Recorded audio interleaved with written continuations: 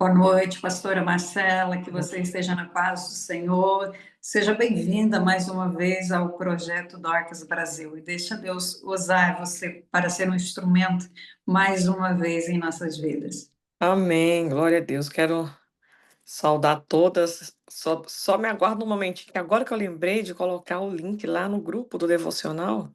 Ah, é Deixa eu verdade. jogar lá para as meninas. Não tem problema, pode pôr É, lá, depois eu recorto esse pedacinho. hum, é. Talvez alguém quer entrar, né? Isso, porque foi postado lá que ia ser Uhum. colocado, né? Pode ficar em paz.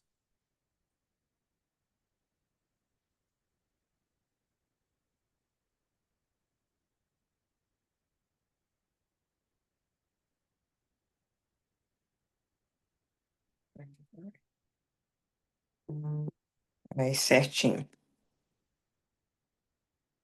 Certo, Meninas, pode. a paz do Senhor Jesus. Quero cumprimentar todas vocês com a paz do Senhor. Dizer que eu estou muito feliz de poder estar aqui com vocês mais uma vez. Para junto nós adorarmos ao Senhor, buscar a Ele, falar um pouco dele, né? Para mim é uma honra poder ser canal, porta-voz de Deus. E quero dizer para vocês que vocês estão no caminho certo, todas aqui reunidas no só propósito. Deus não reúne ninguém em vão. Todas as vezes que Deus nos reúne, Ele nos reúne com um propósito. E o propósito de Deus sempre Ele sempre cumpre o propósito quando Ele nos reúne, né?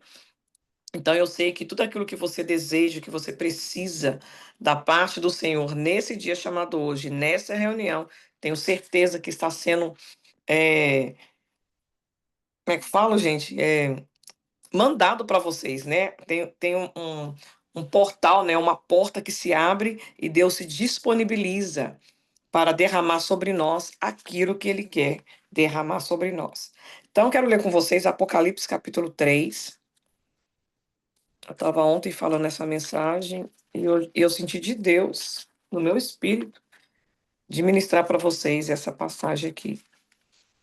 Apocalipse capítulo 3. Ah, deixa eu ver aqui o verso. Nós vamos falar da igreja de Éfeso, capítulo 2. E depois nós vamos falar capítulo 3. Vou ler o 3 de uma vez, já que a gente está aqui, né? Apocalipse capítulo 3, verso 10. Porque guardaste a palavra da minha perseverança ou paciência, também eu te guardarei da hora da provação que há de vir sobre o mundo inteiro, para experimentar os que habitam na terra. Venho sem demora, guarda o que tens, para que ninguém tome a sua coroa.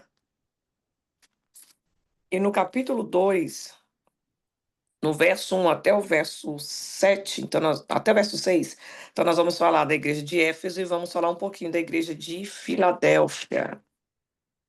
Aham. Diz assim, ó, essas coisas diz aquele que conserva na mão direita as 7 estrelas e que anda no meio dos 7 candeeiros de ouro.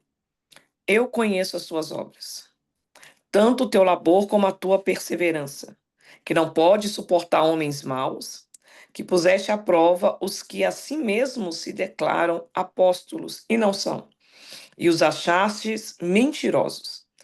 Tens perseverança e suportaste provas por causa do meu nome, e não te deixastes esmorecer. Tenho, porém, contra ti que abandonaste o teu primeiro amor. Lembra-te, pois, de onde caíste. Arrependa-te. Volta a praticar as primeiras obras. E se não, venho a ti e removerei do seu lugar o teu candeeiro, caso não te arrependas. É, eu gosto muito de Apocalipse. Eu sei que Apocalipse ele assusta um pouco as pessoas. Tem pessoas que têm até medo de ler Apocalipse, não gostam muito de ler Apocalipse, porque a impressão que dá é que Apocalipse só está apontando para o fim, mas está focando as coisas ruins do fim. Mas Apocalipse o assunto principal do livro do Apocalipse é Cristo. O Apocalipse, ele não está focando no assunto do fim dos tempos, mas o Apocalipse é a revelação única, a revelação final e a revelação máxima de Jesus Cristo. Quando o anjo se apresentou para João, para revelar para João acerca do livro de Apocalipse, de tudo que ele queria falar, quando ele se apresenta dizendo que o livro é o livro da revelação de Jesus Cristo e da testemunha de Jesus Cristo. Então você pega o livro de Apocalipse, está falando de duas coisas principais: de Cristo, Jesus Cristo, e da testemunha de Jesus Cristo. Quem é a testemunha de Jesus Cristo? A igreja. A igreja é a testemunha de Cristo. Se a Bíblia fosse um campo aonde nós semeássemos as nossas sementes para colher, Gênesis seria aonde as sementes começaram a ser lançadas na terra, e Apocalipse é onde está colhendo a semente que se semeou em Gênesis. Todo livro da Bíblia, o tema principal é Cristo. O Velho Testamento é o novo escondido, mas está falando acerca de Cristo. O Novo Testamento é o velho revelado, também está falando de Cristo. O principal assunto da Bíblia é Cristo revelado para nós. Quando João está exilado na ilha de Patmos, foi exatamente neste momento que Deus se apresenta para João. João estava exilado por causa do evangelho de Cristo e ele estava preso, impossibilitado de qualquer coisa por causa da palavra do Senhor. Você percebe que a palavra de Deus é ela que faz com que as lutas ou a perseguição venham contra nós. Nós somos, às vezes, exilados do mundo por causa da palavra de Deus. A palavra de Deus, ela é a ponte, ou ela é a principal causa do mundo nos odiar, do mundo nos deixar exilado, do mundo nos rejeitar, do mundo não nos querer. Então o mundo nos rejeita, o mundo nos exila por causa da palavra de Cristo. Quando o anjo se apresenta para João, no capítulo 1, você vai ver que ele vai dizer para João assim: olha, eis que abri uma porta no céu. Vem, João, e veja as coisas a qual eu quero mostrar para você. Me apontando para Ezequiel, quando Deus se apresenta para Ezequiel no capítulo 2, Deus disse para Ezequiel: Ezequiel, ponte de pé, porque eu quero falar com você. Todas as vezes que Deus quer falar conosco, todas as vezes que Deus quer se revelar para nós, Ele vai nos dar uma ordem: sobe, levanta. Todas as vezes que Deus quer manifestar a glória dele para nós, uma porta vai se abrir, um portal vai se abrir, e Deus vai exigir de mim e de você que nós nos posicionamos, que nós nos alinhamos, que nós nos levantamos para ouvir a voz de Deus e aquilo que ele quer se revelar naquele exato momento. Quando o anjo, ou quando Cristo se revela para João, a Bíblia está dizendo que ele tem um rosto como o sol do meio-dia. Os seus cabelos são brancos como a lã. A Bíblia está dizendo que na sua coxa está escrito Rei dos Reis e Senhor dos Senhores. Ele tem o pé como um latão reluzente, polido numa fornalha. A Bíblia está dizendo que na sua boca sai uma espada de dois gumes. Esta é a representação daquele que está se revelando para João. No capítulo 10, está dizendo que ele está descendo como um anjo forte. Ele desce e envolto do seu corpo tem nuvens. Em cima da sua cabeça tem um arco celeste.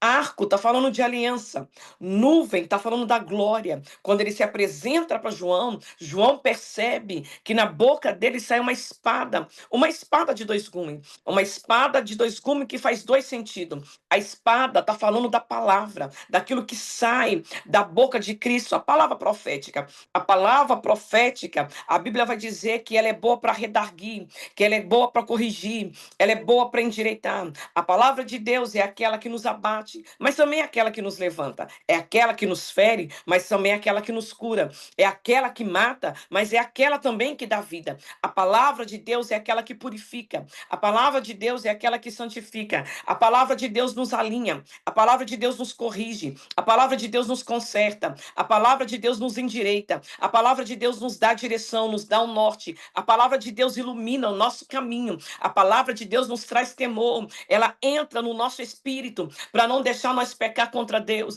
A palavra de Deus, ela é Cristo sendo revelado. Quando João, o discípulo, no livro de João, capítulo 1, verso 1, vai dizer que o verbo se fez carne e habitou dentro de nós. O verbo estava desde a fundação do mundo e tudo que foi feito, sem ele não teria nada feito.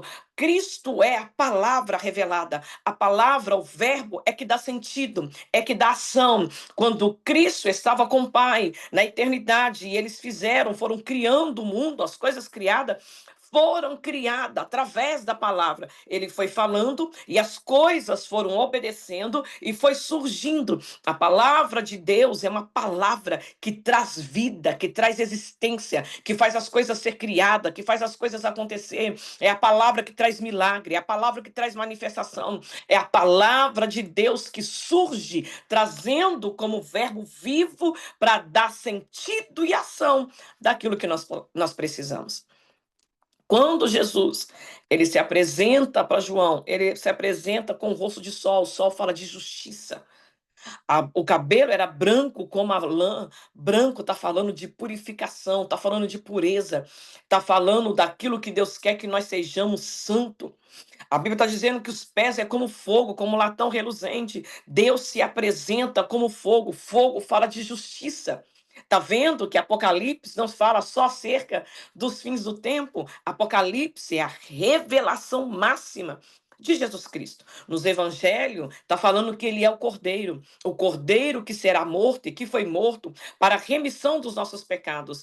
A Bíblia está falando que em Apocalipse, ele é o leão da tribo de Judá. Também Apocalipse está falando que o aspecto de Cristo é o sumo sacerdote. O sumo sacerdote que está no meio da igreja para cuidar dela e para ouvir a oração da igreja. Quando João está vendo, ele está vendo que Jesus está no meio dos 7 castiçais, no meio das 7 estrelas. 7 estrelas e 7 castiçais. Ele está falando da igreja. Ele está no meio da igreja para cuidar da igreja com amor. E ele também está no meio da igreja para ouvir a oração da igreja. Quando você vê Apocalipse capítulo 5, Apocalipse capítulo 7, Apocalipse capítulo 8, a Bíblia está dizendo que tem um anjo que recolhe as nossas orações.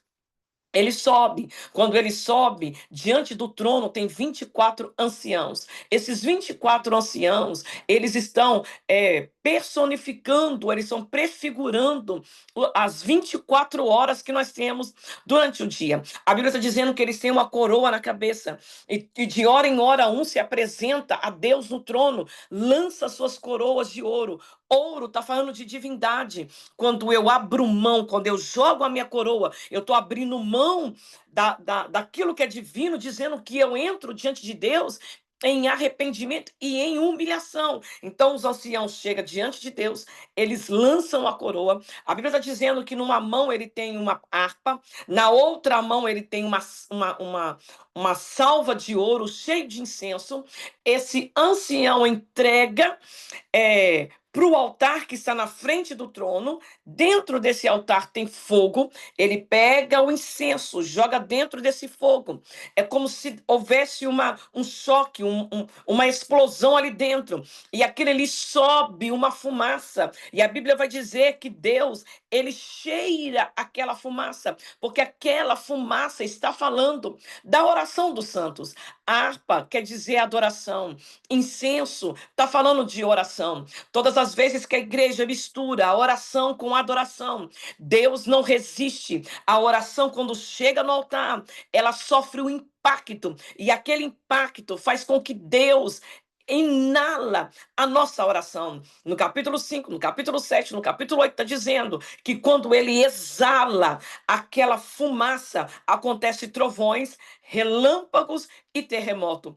trovões, vozes, relâmpago e terremoto, está falando da resposta de Deus na oração, porque todas as vezes que Deus responde à oração, a natureza sente o impacto da resposta de Deus na oração. Por quê? Porque a oração é poderosa, a oração ela tem efeito, a oração do justo é uma arma espiritual, e quando a oração sobe, o mundo espiritual reconhece o que está subindo, e o mundo espiritual sabe que o que sai da minha boca, que o que sai da sua boca não é só palavras, o que sai da minha boca em decretos, o que sai da nossa boca em oração é poder, e o inimigo, o mundo espiritual sente esse impacto, e a natureza recebe a resposta da oração. A sua oração ela não é em vão, a sua oração ela não cai por terra, a sua oração ela é poderosa. Não abra mão da sua oração. Se é uma coisa que o inimigo tem trabalhado e investido no meio da igreja, é o tempo que nós temos para dedicar na oração. Esse tempo o inimigo tem investido com distração. O inimigo tem investido com tantas coisas, colocando no nosso caminho para nos roubar o tempo da oração, porque ele sabe que a oração é poderosa. E a oração, quando Deus ele inala, a Bíblia diz que ele está respondendo. Quando ele cheira, ele está recebendo. Quando ele exala, ele está respondendo a nossa oração. A oração precisa ter adoração. A oração precisa ser perseverante. Há uma necessidade que nós sejamos constantes na nossa oração. A oração respondida é a oração perseverante. A oração respondida é a oração que tem constância. É a constância que me traz a resposta da minha oração. Lembra de Daniel? Daniel está orando. A Bíblia vai dizer que ele ora 21 dias. No cabo de 21 dias, o anjo se apresentou para Daniel. E ele vai dizer para Daniel o seguinte: Daniel, desde o primeiro dia que você orou, foram atendidas, foram recebidas as suas orações. E no primeiro dia que você começou a orar, eu vim. Só que no segundo céu havia uma batalha com os príncipes da Pérsia. Príncipe está falando de principado, está falando de potestade, está falando de domínio, está falando daquele que rege o segundo céu, que é o céu dos demônios. E o anjo vai dizer para Daniel: Daniel, mas Deus enviou Miguel, enviou Miguel, Gabriel dizendo para Daniel, mas Deus enviou Miguel, um anjo de guerra. E o anjo venceu aquela guerra no cabo de 21 dias. E quando ele venceu a guerra, eu desci para responder a sua oração. Por que muitas vezes nós não recebemos resposta de oração? Porque nós não somos perseverantes. Oramos uma, oramos duas, oramos uma semana e talvez abrimos mão por não ver a resposta de Deus chegar. Ei, entenda uma coisa: enquanto a resposta não vem, possa ser que está tendo uma batalha travada no mundo espiritual. E a batalha que está travada no mundo espiritual exige de você constância, perseverança na sua oração. Quanto mais eu oro, o anjo guerreia. Quanto mais eu oro, Deus trabalha. Quanto mais eu oro, Deus envia anjos. Quanto mais eu oro, as guerras elas vão ser vencidas no mundo espiritual. O mundo espiritual, ele precisa do meu posicionamento na oração da guerra. Quanto mais eu me posiciono na oração, mais o mundo espiritual trabalha para que aquela batalha, aquela guerra, aquela peleja seja vencida. E Deus ele vai se apresentando para João, e a Bíblia vai dizer que ele fala assim: João, pega um papel e escreve uma carta. Eu preciso que você endereça essas cartas para 7 igrejas da Ásia. As 7 igrejas da Ásia não só é somente 7 igrejas, mas também está falando de 7 templos da igreja de Cristo na Terra. A igreja de Cristo na Terra passou e está passando por 7 tempos. Então você vai ver o quê? Você vai ver a igreja de Éfeso, você vai ver a igreja de Pérgamo, a igreja de Esmirna, de Tiatira, de Sardes. da Filadélfia e da Laodiceia. Éfeso é a igreja principal, é a igreja dos discípulos, é a igreja que foi fundada 52 anos depois de Cristo. É a igreja principal, é a igreja que tinha o trono da Diana, a igreja que Paulo derrubou. No tempo de Paulo, ele derruba ali agora o trono de Diana. E da mesma proporção que ele derruba, eles levantam agora o trono das rainhas dos céus. O trono da rainha dos céus está até hoje estabelecido naquele lugar. O trono de Diana foi tombado pelo ministério de Paulo. Então, a igreja principal é a igreja dos apóstolos, é a igreja de Éfeso. Éfeso era uma cidade rica, era uma igreja importante. E a Éfeso, nesse tempo, que era o fim da igreja inicial, é a primeira etapa durante a última metade do tempo. Depois você vai ver Esmirna. A Esmirna, que entra ali no século IV, ela prefigura a igreja sofredora debaixo da perseguição do Império Romano. A igreja de Pérgamo, no século V, ela prefigura a igreja casada com o mundo. Quando Constantino aceitou o cristianismo e houve ali uma aliança, um casamento da igreja de Cristo com a igreja do mundo. Temos a igreja de Tiatira, que é o século VI, que prefigura a igreja apostata. Temos a igreja de Sardes, que ela está no século XVIII, prefigura a igreja protestante.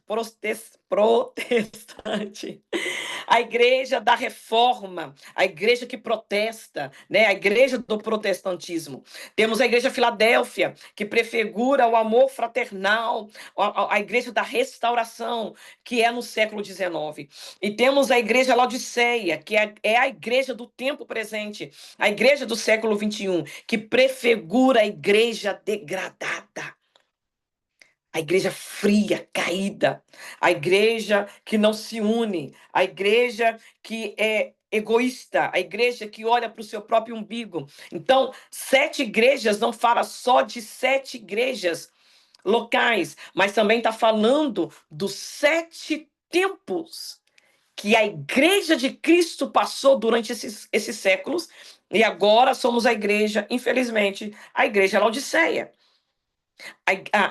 O livro de Apocalipse, ele está apontando 3 aspectos ou 3 coisas principais. Quando você olha o capítulo 1, no versículo 19, está dizendo que quando Deus se apresenta para João, está dizendo para João, João, o livro de Apocalipse é as coisas que você viu, as coisas que são e as coisas que vão acontecer. Apontando para Cristo, que é aquele que era, aquele que é e aquele que há de vir, o Todo-Poderoso. E ele vai dizer para a igreja de Éfeso, olha, essas coisas diz aquele que está na mão direita, as 7 estrelas que andam no meio dos 7 castiçais.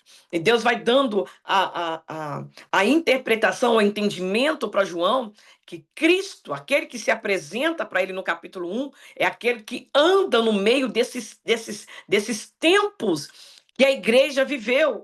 Ele anda no meio das 7 igrejas, porque cada uma está falando de uma essência, cada uma está falando de algo, de um caráter espiritual, mas Cristo está dizendo para João, eu sou aquele que estou no meio das 7 igrejas, independente da situação, independente da história da igreja, eu estou no meio dela. E ele diz aqui na igreja de Éfeso, olha, eu conheço as tuas obras.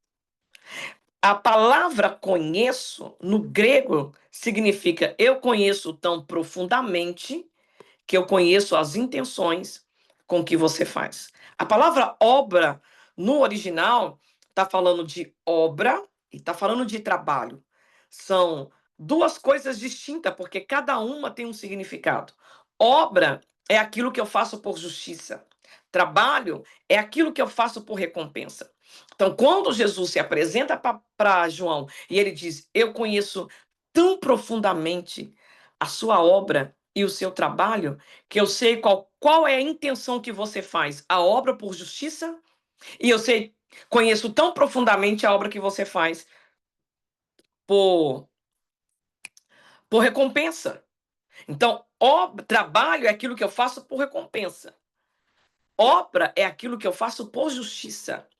Se você vai, se você sai para trabalhar, você não está saindo para trabalhar por justiça, você só está indo para trabalhar para ganhar um dinheiro, para ganhar uma recompensa. E na obra de Deus é a mesma coisa. Nós temos as nossas obras que fazemos por justiça, e nós temos o nosso trabalho que nós fazemos por recompensa. Só que no verso 4 ele vai dizer assim: olha, mas tenho, porém, contra ti que abandonaste o teu primeiro amor. A palavra primeiro aqui no grego está dizendo o melhor. Então, quando Jesus está dizendo para João, para a carta de Éfeso, eu tenho contra ti que abandonaste o teu melhor amor. Qual era a igreja de Éfeso no primeiro século? É a igreja do relacionamento. A igreja que estava dentro das casas. A igreja que tinha comunhão. A igreja do partir do pão. A igreja que se relacionava com Deus e a igreja que se relacionava com os homens. Eu costumo dizer que como você se relaciona com seus irmãos está apontando como é o seu relacionamento com Cristo. Eu só vou saber como que é o meu relacionamento com Cristo quando eu vejo o meu relacionamento com os homens. O meu relacionamento com irmãs, com mulheres, está me dizendo como é o meu relacionamento com Deus. Nós sabemos que Deus, ele nos criou como filhas. A todo momento Jesus está revelando a Deus como o nosso Pai. Ele está dizendo, eu e o Pai somos um. Todo momento ele está dizendo sobre o Pai, sobre o Pai, sobre o Pai, nos revelando que Deus não é um homem que está sentado numa cadeira com um cetro de governo na mão ou com uma vara de ferro na mão, a todo momento julgando, sentenciando a igreja ou o mundo. Deus é um Pai que aonde nós fomos gerados dentro dele, a Bíblia vai dizer que nós saímos de dentro de Deus, nós somos gerados dentro do Pai, e por sermos gerados dentro dele, nós somos filhos. Aí a Bíblia vai dizer em João que todos quanto aceitaram, ele deu a oportunidade, ou o prazer, ou o direito de sermos filhos. Então, quando eu perco essa conexão com Deus de filha, eu perco o entendimento de relacionamento. O relacionamento que Deus quer conosco é um relacionamento de um pai que ama, de um pai que aponta a direção, de um pai que trabalha no caráter, de um pai que trabalha na nossa essência. E você vai perceber que tudo que Deus faz dentro de nós e através de nós vem através de um processo. Esse processo não é um processo muito fácil, porque todo o processo de Deus gera dor em nós. Essa dor, ela é o foco principal para extrair de dentro de nós a essência de Deus que está dentro de nós. A dor, ela é responsável.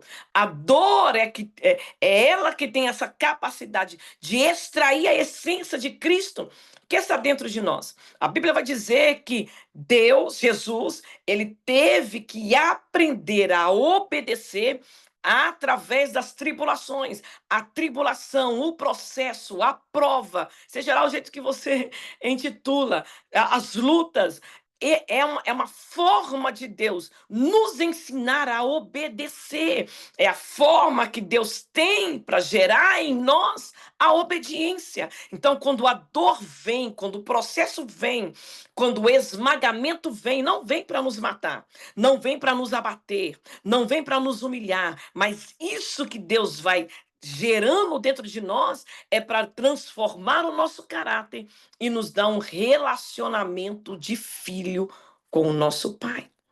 Então ele está dizendo, vocês abriram mão do melhor do amor. Você vai ver uma igreja que trabalha, uma igreja cheia de demanda, uma igreja ativa, mas que abriu mão do relacionamento, porque parou de ver Deus como pai, para ver Deus como um patrão, para ver Deus como um senhor, para ver Deus como aquele que está pronto só para fazer. Lembra de Davi? A Bíblia vai dizer em 1 Reis, capítulo 1, 1 ou 2 Reis, capítulo 1, está falando da velhice de Davi. Davi, Quando ele está velho, ele está doente.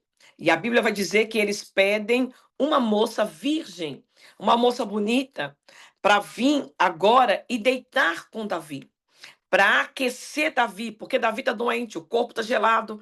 E a Bíblia vai dizer que essa mulher, a todo momento, ela está pronta para servir Davi.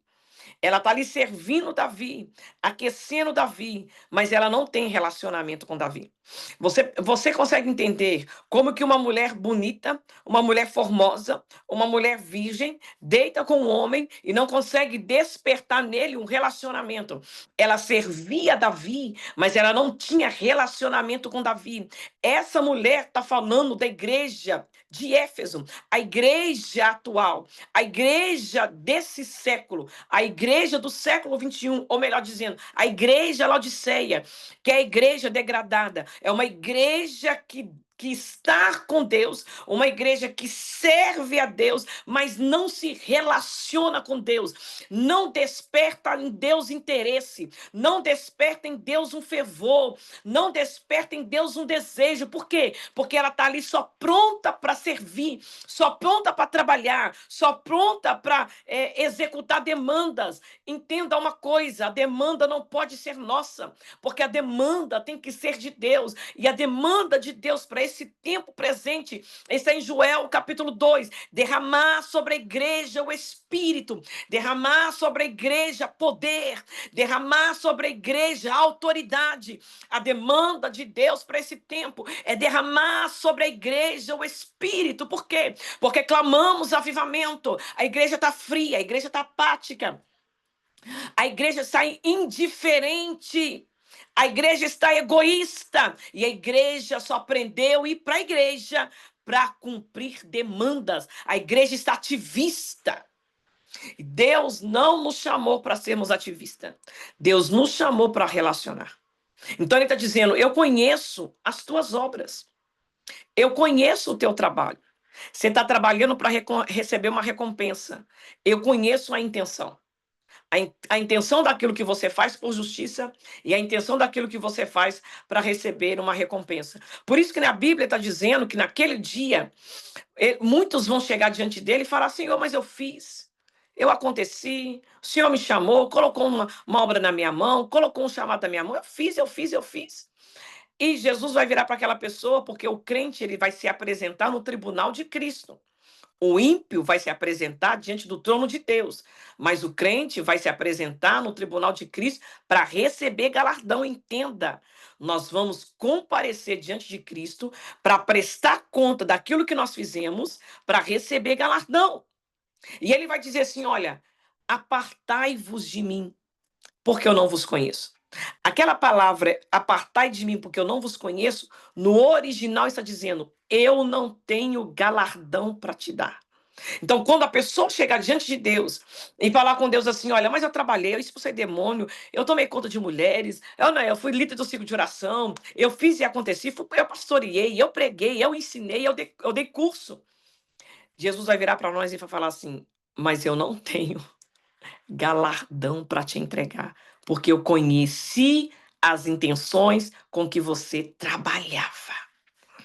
Então, eu preciso entender que a única coisa que Deus quer exigir de nós nesse tempo é: eu preciso que vocês voltem a praticar o melhor do amor.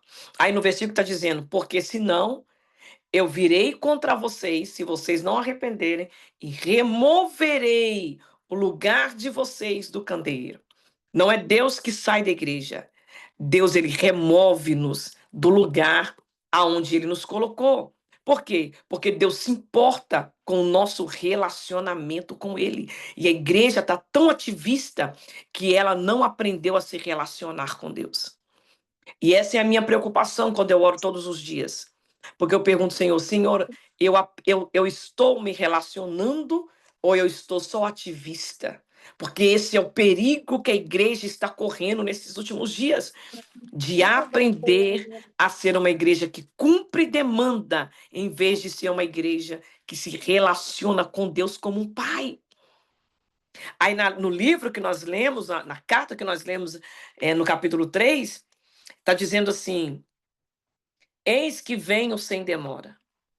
guarda o que tens, para que ninguém tome a sua coroa. Coroa, no grego, significa galardão, recompensa. Quando eles competiam as Olimpíadas naquela época da Grécia, eles recebiam a coroa quando eles ganhavam as competições. Quando a Bíblia está dizendo, o próprio Paulo vai dizer sobre uma coroa incorruptível, e ele vai dizer: vocês estão correndo atrás de uma coroa que se corrompe, mas nós estamos correndo atrás de uma coroa incorruptível, porque são 7 coroas na Bíblia: coroa incorruptível, coroa da alegria, coroa de glória, coroa da vida, coroa de justiça. 5 coroas estão nos esperando. Quando ele fala assim, olha, guarda o que tens, para que ninguém tome a tua coroa. Guarda o que você tem, para que ninguém tome a sua recompensa. Para que ninguém tome de você o seu galardão. Você lembra da história de Esaú e a história de Jacó? Os dois são irmãos. E a Bíblia vai dizer que Esaú está voltando da caça, Jacó tem um guisado pronto, Esaú está com fome e ele quer um prato de lentilha. Jacó olha para Esaú e fala assim: tá bom, eu te dou, eu te vendo. Você me dá a primogenitura e eu te vendo um prato de lentilha. Primogenitura naquela época era porção dobrada. Todo filho primogênito recebia o direito de herdar do pai uma porção dobrada. Então, se era 100% a herança, o primogênito ficava com 50 e os outros 50 iriam repartir entre os outros irmãos. E a bênção da primogenitura era desejada por todos os filhos dentro de uma casa. Mas só quem tinha direito era o primogênito. Esaú vai virar para Jacó e vai dizer: do que me vale a primogenitura? Isso não me vale nada. E ele vende. Isaac está doente. Isaac acha que vai morrer, porque ele ainda demora uns 20 anos para morrer. Ele pensa que vai morrer e ele vai liberar a bênção sobre os filhos. Você conhece a história? A mãe dos gêmeos engana o pai, veste Jacó de Esaú e Isaac libera uma bênção da primogenitura. Eles brigam, Esaú fica revoltado, quer matar o irmão foge para Padã-Arã, mas a bênção já tinha sido liberada. Você vai perceber que a Bíblia vai dizer que Deus odiou Esaú e amou Jacó. Por que que Deus... Você percebe que Deus em momento nenhum interviu? Porque você poderia dizer, mas foi injusto. A bênção era de Esaú, né? Mas você vai ver que Deus não interviu. Por quê? Porque Esaú abriu mão daquilo que Deus tinha colocado na mão dele. E essa bênção que era de Esaú passa-se agora para Jacó. E a impressão que dá é que esse versículo encaixa direitinho na história de Esaú e de Jacó. Por quê? Esaú não guardou aquilo que ele tinha e Jacó veio e roubou a recompensa. Roubou o galardão de Jacó, de Esaú, melhor dizendo. E quando eu olho esse versículo, eu entendo que nesse tempo que nós estamos vivendo, tem muita gente fazendo muito e muita gente fazendo nada.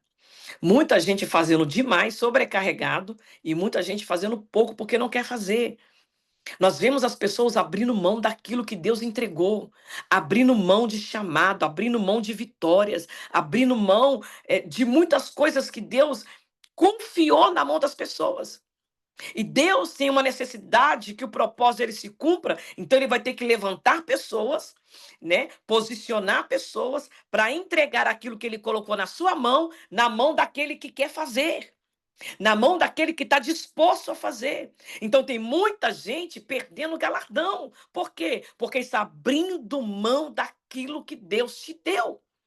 Só que ele vai dizer assim, olha, guarda o que tens. Quando você sobe os versículos para você entender o que Deus está mandando a Bíblia guardar, ou a igreja guardar, você vai ver no versículo 8, está dizendo assim, olha, conheço as tuas obras, eis que tenho posto diante de ti uma porta. a qual ninguém pode fechar. Sei que tem pouca força, portanto, guardaste a minha palavra. O que Cristo está dizendo para a igreja do tempo de hoje? Guardam a minha palavra. A palavra que não deixa você pecar contra ele. A palavra do verbo que faz as coisas acontecer. A palavra manifestada. A palavra é a lei. A palavra é a Bíblia. A palavra é Cristo. Quando eu guardo essa palavra dentro de mim, ninguém toma a minha recompensa. Ninguém toma o meu galardão. Ninguém toma aquilo que ele me entregou. Por quê? Porque eu guardei no meu coração a palavra. Você consegue entender o que Deus está dizendo para nós nessa noite? Eu coloquei diante de ti uma porta aberta e ninguém pode fechar. A única pessoa que fecha essa porta é eu e você. Mas uma vez que ele abre, ninguém fecha. Uma vez que ele fecha, ninguém abre. Mas a ordem de Deus para nós hoje é: guarda a minha palavra. Voltem ao primeiro amor, ou voltem ao melhor do amor, do partir do pão, da comunhão, do relacionamento, de casa em casa, sem correr atrás de demandas, mas entendendo que Deus nos levantou para nos relacionar. Eu acho que achei que ela tinha caído. Para nós relacionar com Ele. Essa é a demanda. Quando eu consigo relacionar com Deus, o Espírito me enche. Quando eu consigo relacionar com Deus, eu tenho sede de Deus. Quando eu consigo relacionar com Deus, eu tenho fome de Deus. Lembra de Ezequiel capítulo 47? O anjo está medindo, um cordel de medir. Está chamando Ezequiel. Ezequiel vai entrando, as águas vão subindo. Dá no artelho, dá nos joelhos, dá nos lombos. Quando chega nos lombos, ele não consegue mais andar e ele tem que mergulhar. Cada vez que o anjo está chamando, ele está esticando a trena. Cada vez que o anjo está chamando, ele está medindo o espaço que Ezequiel tinha que caminhar. Todas as vezes que Deus quer me levar a águas profundas, todas as vezes que Deus quer fazer com que eu mergulhe mais profundo em um relacionamento ou naquilo que ele me chamou, ele vai esticar a trena. Ele vai levantar ou ele vai abrir um cordel para mim. Ele vai alinhar a minha vida. Ele vai alinhar a minha caminhada. Ele vai me posicionar para que cada vez que eu obedeço a voz do anjo me chamando, venha. E toda vez que eu obedecer, ele vai esticar mais a fundo para mim entrando. E toda vez que eu obedecer, eu vou experimentar algo mais profundo. Entenda, os teus processos, as tuas dores é para você crescer. Os processos e as dores é para você mergulhar mais fundo. Não existe posicionamento sem dor, não existe alinhamento sem dor. Toda vez que Deus exigir de mim um alinhamento, vai doer, mas eu vou crescer, eu vou mergulhar e vou experimentar algo mais profundo, mais profundo, a um ponto que eu não vou conseguir mais andar, eu vou ter que mergulhar, entrar de cabeça para receber o que Deus tem para minha vida. E Ezequiel 47 está dizendo que aonde aquelas águas passavam, havia cura, havia vida, havia purificação.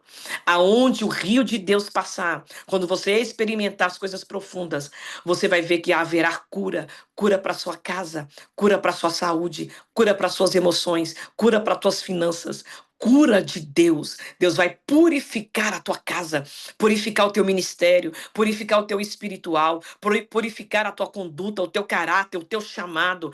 Há um chamado de Deus para nossas vidas nessa noite. E Deus precisa que nós ficamos atentos por aquilo que Ele quer fazer, porque o que Ele quer fazer é intransponível, indizível, é profundo. Recandorabachúria. Quando eu entendo isso, eu consigo me submeter e obedecer o chamado de Deus num posicionamento e num alinhamento. É o que Deus quer para nós. Guarda o que tens, para que ninguém roube a nossa coroa. Guarda o que tem.